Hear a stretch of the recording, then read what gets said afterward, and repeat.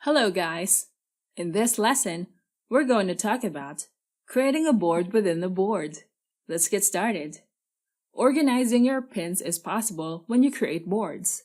Boards can have different categories, but a general category can have more subcategories. To help you make your boards look clean on your profile, you can add Pinterest sections inside your boards.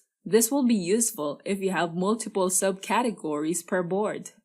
Pinterest sections are like a board within a board.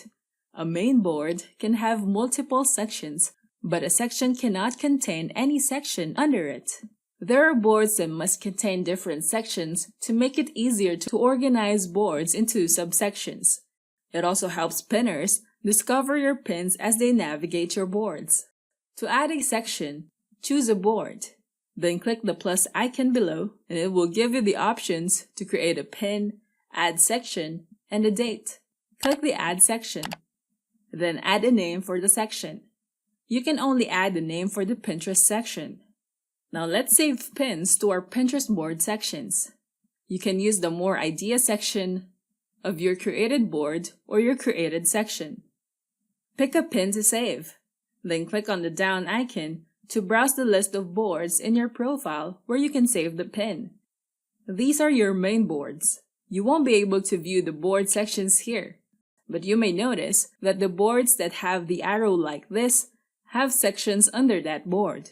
While this board doesn't have an arrow, it means that it doesn't have a Pinterest board section. You may notice that this top area displays the text, Choose Section. This is your main board shown in a bold text, while the list under it are the Pinterest board sections that you have created. If you decide to add another section in this main board, just click on the Create Section button, then add a name and click Add. If you accidentally saved a pin in the wrong section, you can easily change the section and move the pin there. Click the pencil icon. You will see the main board where it is saved. Then choose the section where you want to move the pin. You can also add a note for the pin even if you have saved it on a Pinterest board section. Then click Save. If you want to view it, click the board name and go to the section.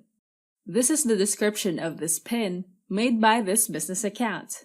When you scroll down, you can view the description that we have placed under the pin's note. Pinners who will discover this pin can read the note and view the board name where this pin is saved and also the Pinterest board section. Now let's take a look at some example boards having multiple Pinterest sections. When you're searching for boards to follow, you can easily find boards with sections inside it. If you browse for a board and you only see the number of pins, it doesn't have a Pinterest section inside that board. But if you see the number of sections and the number of pins under that board cover, then you will discover that board has subsections. Businesses can benefit from using the Pinterest board section on their existing or new boards.